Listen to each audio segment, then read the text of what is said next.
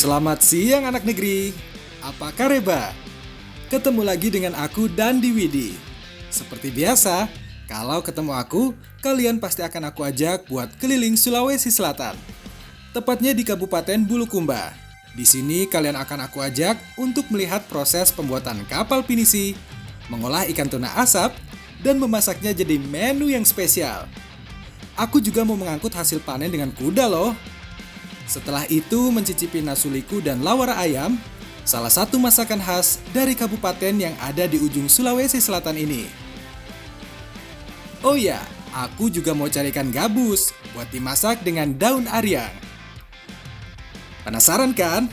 Selengkapnya hanya di Jejak Anak Negeri.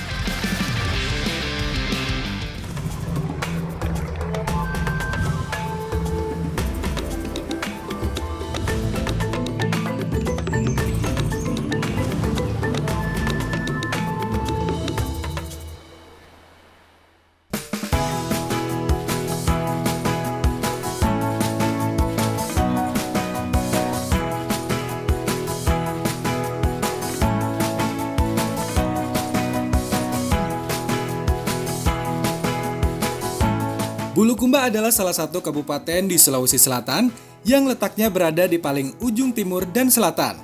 Salah satu tempat yang paling populer adalah Tanjung Bira, daratan yang paling menjorok ke lautan. Nah, di tanah ini dikenal sebagai asal-usul dari semua kapal kayu di Nusantara.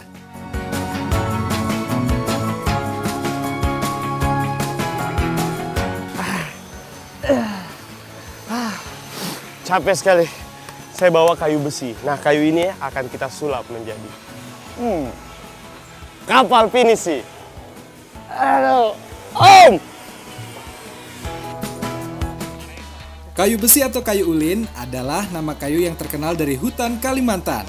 Kayu yang berwarna coklat kehitaman ini biasanya digunakan sebagai bahan rumah, jembatan, hingga kapal seperti ini. Apalagi daya tahan yang cukup kuat terhadap cuaca ekstrim, hingga tidak mudah lapuk terkena air, termasuk terhadap air laut. Nah, kalau Thor di luar negeri itu pakai palu untuk memberantas kejahatan, kalau Bapak di sini pakai palu untuk bikin pasak. Nah, pasak ini item sangat penting dalam pembuatan kapal pinisi. Bagaimana, Pak? Lanjut lagi.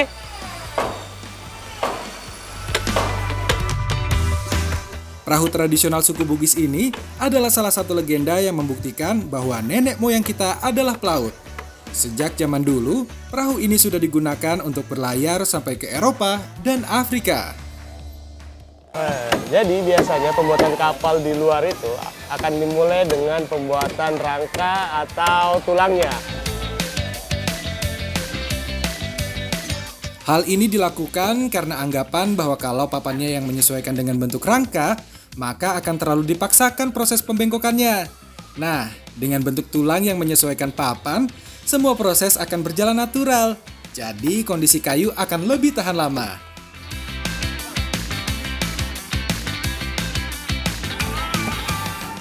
Nah, ini dia tulangnya. Nah, tulang ini akan mengikuti sesuai dengan bodinya. Selain itu, proses pembuatan perahu kayu dengan teknik seperti ini juga lebih tahan terkena hantaman ombak dan tekanan air. Karena fungsi rangka pada perahu untuk menahan semua tekanan dari luar, bukan seperti rumah yang fungsinya untuk mengokohkan.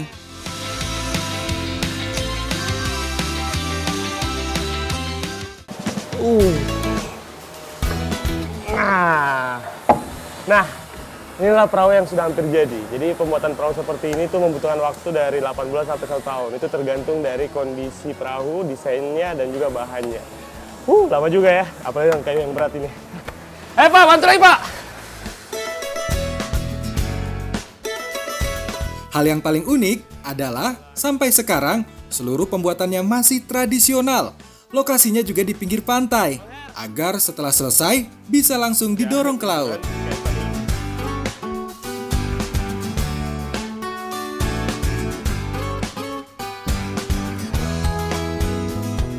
Posisi ini tuh adalah spot paling bagus di kapal ini. Bisa melihat seluruh lautan. Tapi sayangnya nggak bisa berlayar, angin timur masih kencang, mana ombak tinggi. Apalagi kapalnya belum jadi, percuma jadi. Padahal asik kalau berlayar. Sayang sekali, jadinya nggak bisa ikut nyobain kapal legendaris yang sudah ditetapkan jadi warisan budaya tak benda oleh UNESCO ini. Dandi, jangan kau ngayal terus. Ayo cepetan. Tunggu dulu. Orang masih menikmati nih. Aduh, mengganggu rutinitasku saja. Lagi enak menghayal padahal.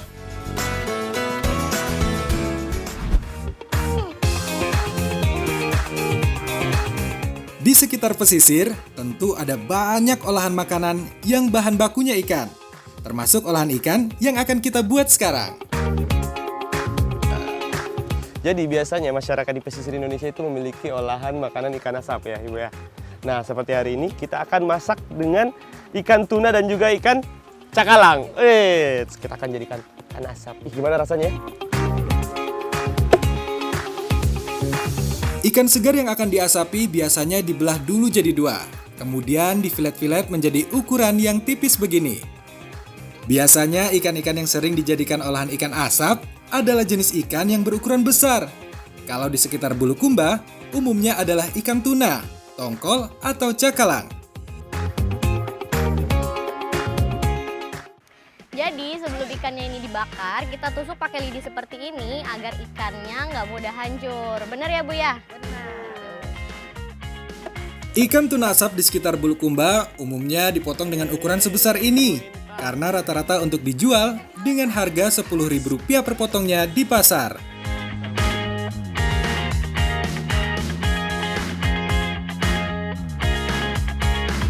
Kak Dandi, minta tolong itu siapkan dulu pelepah kelapanya ya. Oke siap, dibelah-belah seperti ini toh. Jadi sebelum ikannya diasapi, kita menggunakan pelepah kelapa Ibu ya sebagai alasnya. Nah tujuannya itu supaya ikannya itu nggak kena langsung sama besinya. Supaya nggak lengket Ibu kan? Iya. Dengan pelepah kelapa yang masih basah seperti ini, daging ikan nggak akan lengket. Soalnya akan keluar cairan alaminya. Sip, yuk kita kasih asap semua ikannya. Tradisi pengolahan ikan asap seperti ini sebenarnya sudah dilakukan oleh masyarakat kita sejak zaman dulu. Fungsi utama awalnya adalah sebagai proses pengawetan makanan secara alami. Dengan diasapi seperti ini, ikan akan lebih awet, bisa bertahan hingga beberapa hari. Karena bakteri yang akan timbul akan mati terkena partikel asapnya. Sekarang karena ini daging asap, jadi apinya nggak boleh keluar. Harus disiram. Iya. Siram Ibu. Ibu siram. Siram itu Ibu. Itu menyala itu. Iya. Dasar Kak Dandi, suka iseng. Disuruh siram api, malah usap air ke muka sendiri.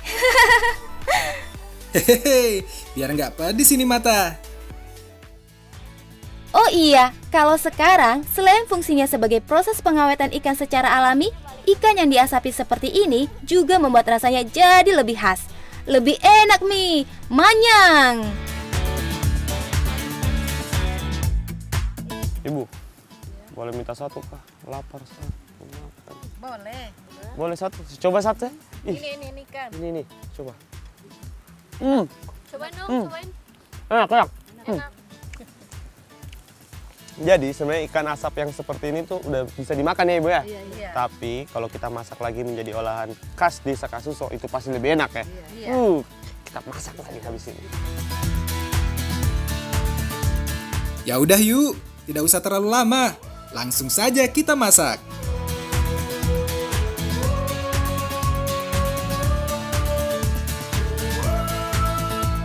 Ada banyak cara menyajikan ikan asap, mulai dari disantap langsung dengan sambal, digoreng, atau dengan cara yang paling populer seperti yang akan kita buat sekarang.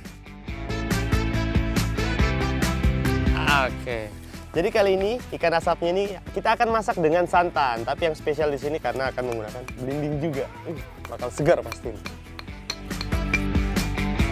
Belimbing yang digunakan adalah belimbing wulu, salah satu jenis belimbing yang sering digunakan sebagai bumbu masakan.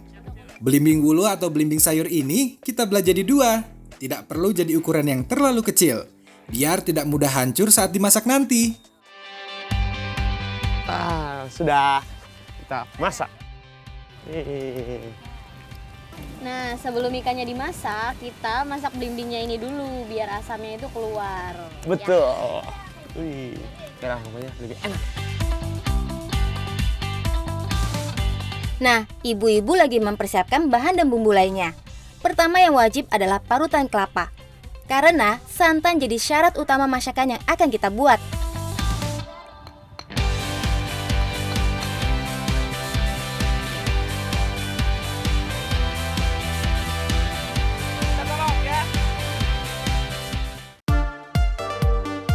Selain itu, ada juga bumbu yang ditumbuk sampai halus, mulai dari lada, bawang merah, bawang putih, dan kunyit.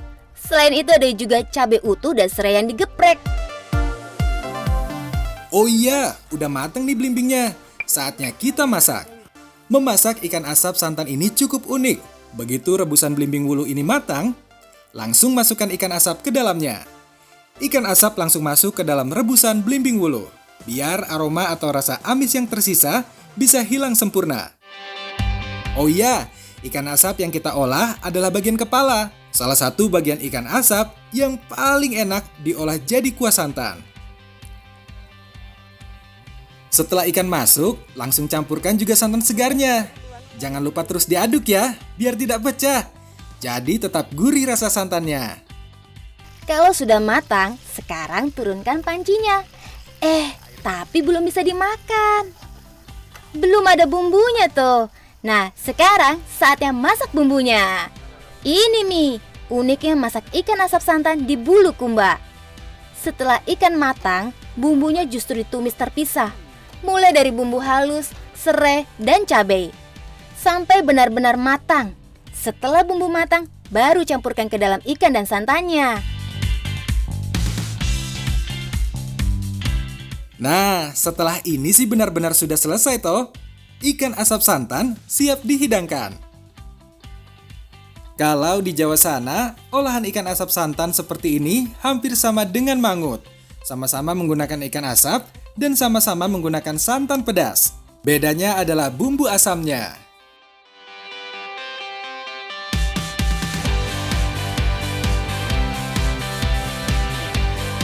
Nah ini dia, ikan asap kuah santan. Ikan asap kuah santan ini teksturnya sangat lembut ya. Karena melalui proses pengasapan. Dan wanginya tuh harum sekali. Enak, makanya bikin nambah nafsu makan Tante. Ditambah lagi karena pakai belimbingnya itu, jadi bikin ikannya ini tambah segar rasanya. Enak ya Tante? Enak. Ya. Tambah lagi. Bisa saya bungkus kah? Bisa. Belum lagi manfaat belimbing wulu yang cukup banyak. Selain kandungan vitamin C-nya yang banyak, si asam hijau ini juga bisa menurunkan tekanan darah, menurunkan kadar kolesterol, dan bisa meredakan batuk. Karena alam memberikan banyak manfaat.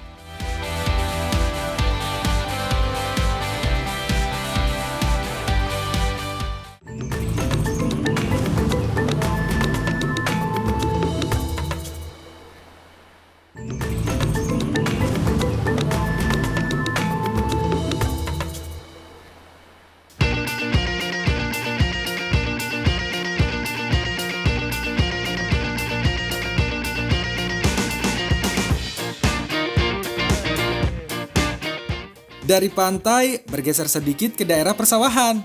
Sekarang aku berada di desa Jokjolo, Bulukumba. Gimana? Aku udah mirip dengan pendekar belum kalau naik kuda begini? Hai. Tapi gimana mau mirip pendekar? Naik kudanya saja masih kaku begini?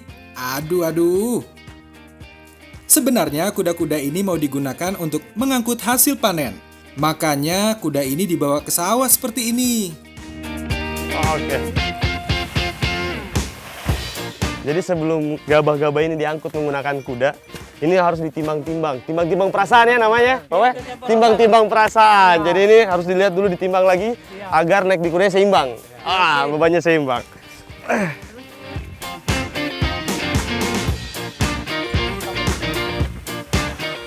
Kalau di Bulukumba dan sekitarnya, kuda adalah sahabat petani yang bisa membantu apa saja perihal pertanian.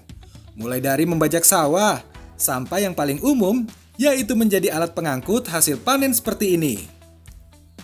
Satu ekor kuda biasanya mengangkut sekitar 4 karung gabah seperti ini. Masing-masing karung ditakar sedemikian rupa sampai kira-kira menampung 40 kg gabah. Jadi kalau di total, satu ekor kuda mampu membawa sekitar 120 kg gabah. Dengan kuda seperti ini, gabah bisa dibawa dengan mudah melewati tegalan sawah yang cukup becek.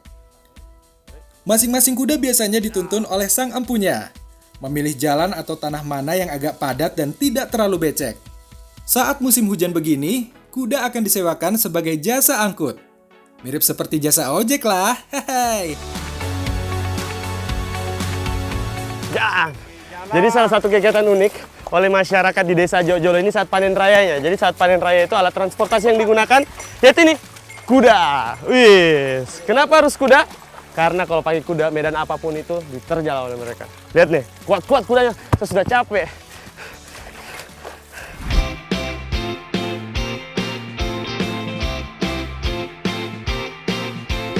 Capek habis angkut hasil panen padi, sekarang aku pindah ke desa Bulolohe. Mau masak? Kita akan bikin makanan yang mengenyangkan. Hehe. Kita akan menghidangkan nasi ketan hitam dengan salah satu hidangan khas Sulawesi Selatan. Jadi hari ini kita akan masak salah satu olahan khas dari Bulukumba, yaitu nasuliku. Nah, nasuliku ini berbahan dasar dari ayam yang memiliki banyak bumbu-bumbu lainnya, rempah-rempah di dalamnya. Namun ada dua bahan yang utama dari sini, yaitu adalah serai dan juga lengkuas. Nah, tapi lengkuasnya ini harus yang dipakai yang muda supaya lebih gampang untuk ditumbuk, ya kan? Potong lagi, potong. Nasuliku adalah olahan yang biasa dijadikan menu lebaran oleh masyarakat Bugis. Untuk membuat masakan yang satu ini, iris lengkuas yang banyak. Kalau biasanya cukup sepanjang satu jadi, kali ini butuh banyak banget nih. Tumbuk sampai halus dengan serehnya.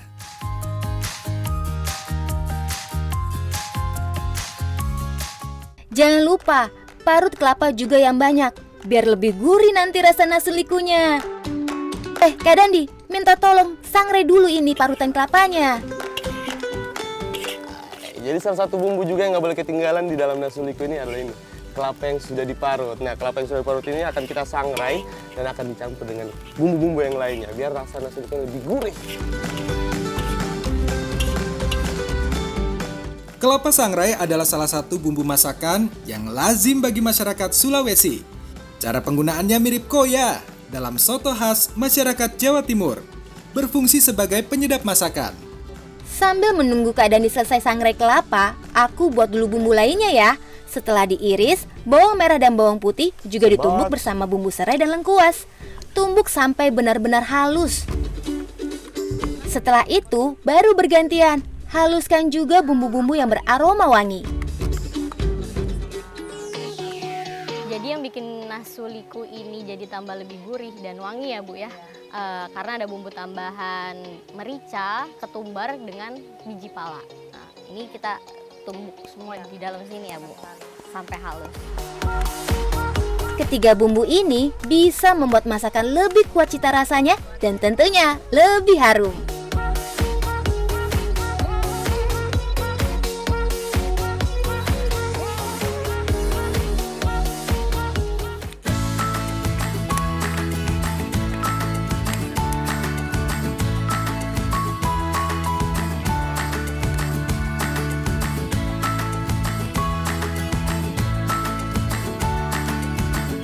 Sudah matang ini kelapa sangrainya. Aku bawa ke sana ya. Mau ditumbuk juga sampai halus kan? Nah, bener. Kelapa yang sudah disangrai juga harus ditumbuk sampai benar-benar halus. Sampai keluar sedikit minyaknya. Jadi rasanya nanti jauh lebih gurih.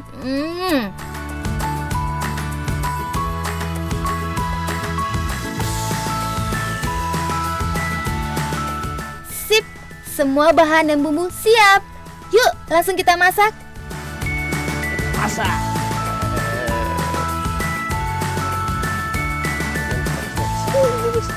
Pertama, tumis dulu semua bumbu halusnya, baik bumbu serai lengkuas, serta bawang merah dan bawang putih. Dan bumbu halus lainnya yang terdiri dari ketumbar, pala, dan lada. Tambah dengan sedikit air saat bumbunya sudah matang. Nah, kalau berikutnya aku tahu. Masukkan ayam toh. Biasanya yang digunakan untuk membuat nasu liku adalah ayam kampung karena lebih liat dan lebih sedap. Terakhir, kita siapkan kelapa sangrainya.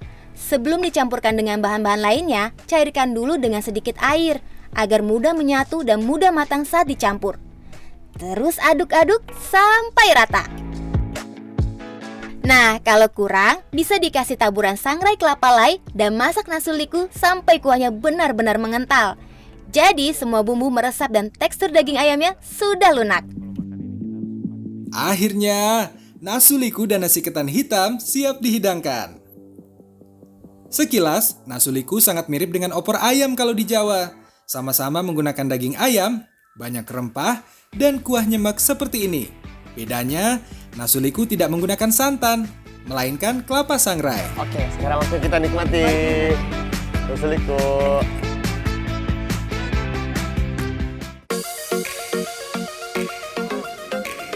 Nah, ini dia namanya nasu liku. Sesuai dengan namanya, nasu itu adalah masak, sedangkan liku itu adalah lengkuas. Makanya pada masakan ini, lengkuas itu lebih mendominasi daripada ayamnya.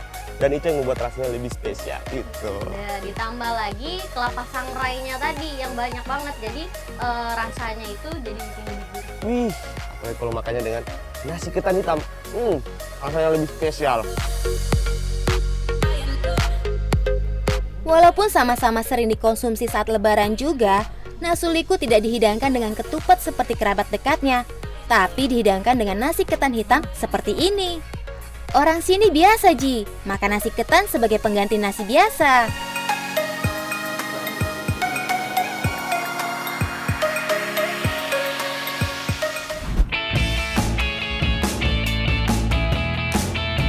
Masih di desa Bulolohe, aku masih akan mengolah makanan dengan bahan dasar ayam. Jadi kali ini kita akan masak lagi salah satu makanan khas dari Bulukumba. Itu berbahan dasar ayam bakar dan juga ini ada bawang merah dan bawang putih yang dibakar. Kira-kira kita akan masak apa? Penasaran kan? Ayo, ada yang bisa nebak? Kira-kira makanan apa yang akan dihidangkan kalau ayamnya harus dipanggang dulu seperti ini? Apalagi ada tambahan bumbu yang dibakar juga. Bukan mau masak ayam bakar biasa, hehe. Aku juga nggak tahu sebenarnya mau dimasak apa. Biar jadi urusan Whitney saja ya. Aku cuma disuruh bakar sampai matang. Jadi sekarang kita mau masak lawara. Lawara ini menggunakan banyak bumbu asam. Nah, di sini ada beberapa jenis jeruk dengan menggunakan mangga juga. Terus ada kelapa parut. Ini semuanya diparut ya Mbak ya? Iya, diparut. Oke. Lawara adalah salah satu jenis masakan khas Sulawesi Selatan yang sangat mirip dengan urap kalau di Jawa. Bedanya, bahan-bahan yang digunakan kebanyakan masih segar dan tidak ada sayuran sama sekali. Hanya parutan kelapa seperti ini. Selain parutan kelapa, ada mangga muda yang diparut dan ada juga beberapa jenis jeruk yang akan diperas airnya nanti. Oh iya Kak Dandi, kalau sudah matang, angkat saja ayam dan bumbunya. Jangan lupa bawain juga sedikit arang yang masih panas ya. Siap! Arang ini akan dimasukkan ke dalam parutan kelapanya. Jadi ada yang unik nih pada masakan lawara. Kita menggunakan kelapa yang dikasih arang ya. Nah, tujuannya itu agar aromanya lebih keluar dan lebih wangi. Tutup. Nah, sini biar aku urusin bumbu lainnya. Bawang merah dan bawang putih yang sudah dibakar langsung ditumbuk sampai halus. Sama seperti parutan kelapa, bumbu yang dibakar ini aromanya lebih keluar. Oh iya, kalau daging ayam panggangnya langsung disuir-suir begini saja ya. Sama seperti bikin ayam suwir, biar lebih mudah tercampur dengan bahan lainnya. Itu kenapa dimakanin? Itu kita kan mau masak. Enak. Jangan, kita mau masak dulu sekali ini. ya. Semua bahan sudah siap. Tahap akhir tinggal campurkan semua bahan jadi satu. Mulai dari mangga muda parut dan suiran ayam, perasan jeruk nipis dan jeruk limau, dan terakhir campurkan parutan kelapa yang sudah dipisahkan dari baranya. Nah, ini dia lawara ayam dari desa Bulolohe. Siap kita santap. Tuh, dari tampilannya sangat mirip dengan urap kan? Bedanya lawara ini menggunakan bahan yang serba segar dan serba asam. Selain itu tidak ada sayurannya, justru kebanyakan langsung menggunakan lauk. Jadi lawara ini adalah salah satu olahan khas dari Sulawesi Selatan yang menggunakan bahan-bahan yang masih segar. Biasanya itu menggunakan ikan yang masih mentah ya? Masih mentah, tapi sekarang kita menggunakan ayam, makanya ayamnya tadi harus dibakar dulu. Itu. Karena menggunakan bahan dasar mentah, jadi kita membutuhkan bumbu-bumbu bercita rasa asam biar rasanya makin lebih enak. Cita rasa asam inilah yang jadi ciri khas lawara. Membuat semua bahan lawara ayam juga terfermentasi secara alami. Jadi lebih sedap. Karena alam memberikan banyak manfaat.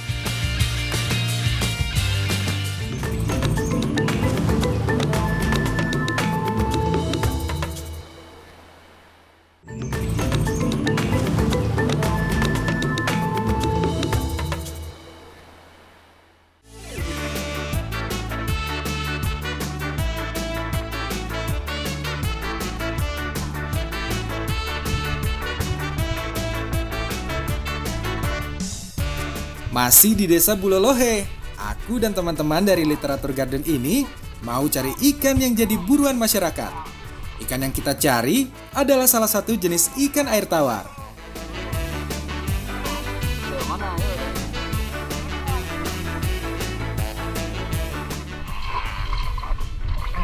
Jadi untuk mencari ikan gabus seperti ini biasanya berada di sungai, danau, ataupun area yang tergenang. Tapi gitu, bedanya itu agak susah karena lumpurnya sampai segini nih. Untungnya kita menggunakan alat ini. Biar mencari ikan gabusnya lebih mudah. Ayo kita cari lagi. Dapat kah? Dapat! Ikan gabus adalah salah satu jenis ikan air tawar dari keluarga snakehead. Ikan gabus biasanya hidup liar. Soalnya kalau hidup di keramba, ikan yang satu ini justru sering dianggap hama karena termasuk predator di lingkungannya. Nah, karena kondisi empangnya sedang surut, makanya nangkapnya dengan bubu seperti ini saja. Bubunya tidak digunakan sebagai perangkap, tapi justru dijadikan alat tangkap. Wah, lumayan dapat banyak nih. Whitney pasti senang. Hehe.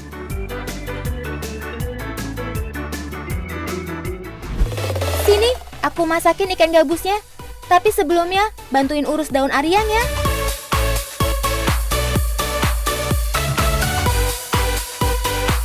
Siap. Sini aku urus daun ariangnya. Daun yang bentuknya mirip dengan kembang sepatu ini, aku peras-peras dulu, biar airnya agak keluar.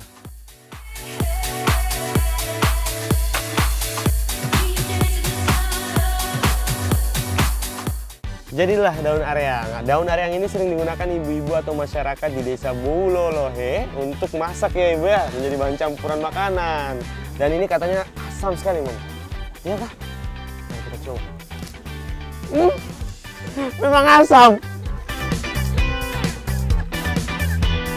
Nah, ikan maska ariang ini adalah salah satu masakan khas Bulolohe yang cukup sederhana. Bumbunya hanya cabai, tomat, serai, dan kunyit. Cabai dan serai dibiarkan utuh. Tomat cukup diiris. Dan kunyit cukup diparut seperti ini.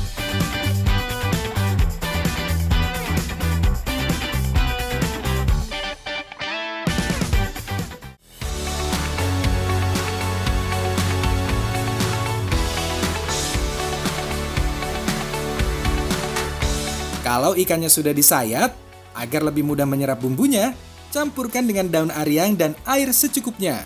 Kemudian masukkan juga parutan kunyit. Nah, ketiga bahan ini dicampur lebih dulu. Tujuannya agar aroma dan rasa amis pada ikan gabusnya bisa dinetralisir dengan daun ariang dan parutan kunyitnya.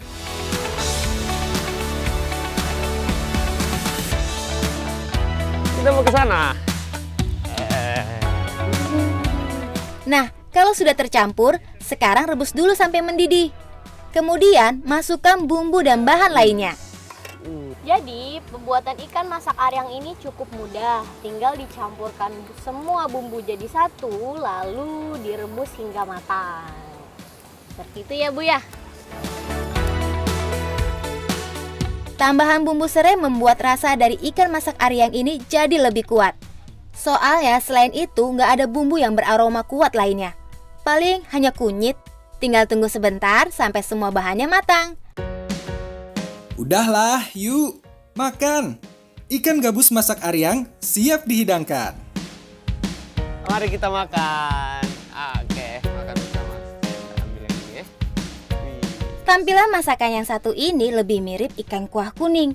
Hanya saja disajikan dengan bumbu dan bahan yang lebih sederhana. Jadi ada hal unik dari rasa nasu Aryang ini. Nah, rasanya itu asam, tapi asamnya nggak seperti asam jeruk atau asam belimbing. Nah, yang bikin asam itu daun Aryangnya ini nih.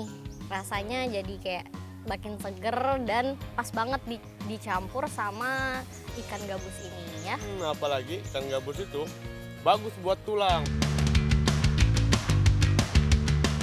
Karena alam memberikan banyak manfaat.